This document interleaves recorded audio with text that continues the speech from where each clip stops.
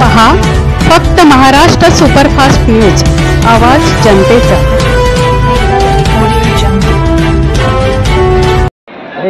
नमस्कार, Maharashtra superfast news आवाज जनतेचा। आज करी रोड गोदरेज मैदान येथे क्रिकेटच्या सामन्यांसाठी आम्ही आलेलो आहोत। ऋण ग्रामविकास मंडळ मुंबई यांच्यामार्फत क्रिकेटचे सामने होत आहेत। ऋण ग्रामविकास मंडळाचे अध्यक्ष सचिव आज आपल्याबरोबर इथे आहेत। मी अध्यक्षांना विचारेन की आपण आज ही एवढी भव्य क्रिकेट स्पर्धा आयोजित केलेली आहे, यामागे आपला हेतू काय असावा? मंडळाच्या माध्यमातून क्रिकेट स्पर्धा आयोजन करणं असं दुर्मिळ दिसतं। आपला यावर म्हणजे आपला यामागे काहीतरी हेतू असेल, आपण जर दोन शब्द आपला हेतू सांगितला तर खूप बरं वाटेल। नमस्कार, ऋण ग्रामविकास मंडळ मुंबई या मंडळाच्या माध्यमातून उपक्रम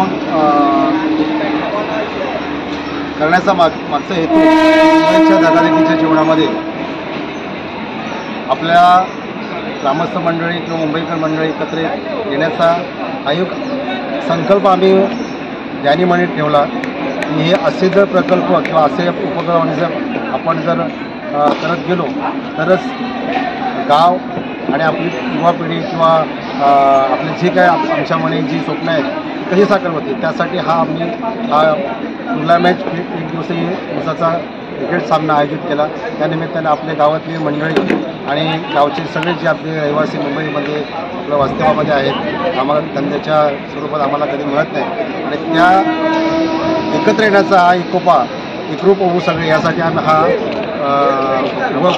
उपक्रम हाती घेण्याचा आम्ही हे संकल्प हाती घेण्यासाठी आम्ही मनोगत धन्यवाद रुणकर सर, खरोखरच अतिशय चांगला उपक्रम आहे।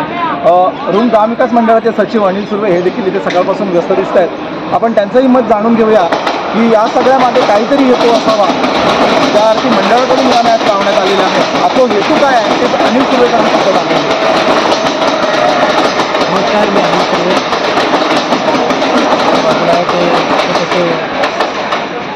विकास पराडकर। खरं तर जेव्हा आम्ही मंडळाची धुरा खांद्यावरती घेतली तेव्हा असं जाणवलं की जी युवा पिढी आहे ती कुठंतरी जे समाजकार्य करतो किंवा काय करतो त्याच्यामध्ये मंडळ व्यस्त असतात, परंतु त्यांची आवड जी आहे ती मंडळामार्फत जोपासली जात नाही। तर मग आमच्या मनात असा एक विचार आला, अशी संकल्पना आली पुढे की त्यांच्यासाठी मंडळामार्फत काहीतरी एक त्यांची जी आवड आहे ती जोपासण्यासाठी काही प्रयत्न करावेत।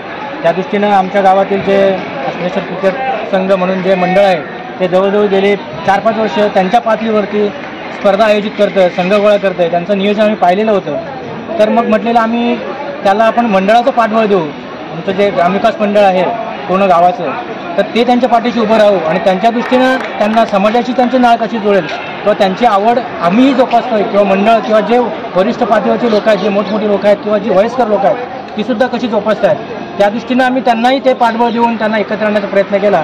आणि खरोखरच मी पाहत असाल तर सकाळपासून या सगळ्या उपक्रमाला अतिशय खूप चांगलं स्वरूप मिळतं आहे। शिवाय आमचा जो दुसरा उपक्रम आहे की संवाद आपुलकीचा त्याला जोपासण्याचा, तर आमच्या ज्या गावच्या मंडळाचे जे नमन आहे ते आम्ही आयोजित केलेलं आहे आणि त्याचं तिकीट अनावरणसुद्धा आज संध्याकाळी आम्ही करणार आहोत बक्षीस वितरणच्या वेळी। तर त्या दृष्टीने एक आम्हाला चांगली संधी मिळते की आमचे जे उपक्रम आहेत जे समाजाभिमुख आहेत ते लोकांपर्यंत कसे जातील आणि त्या दृष्टीने लोक जोडले जातील।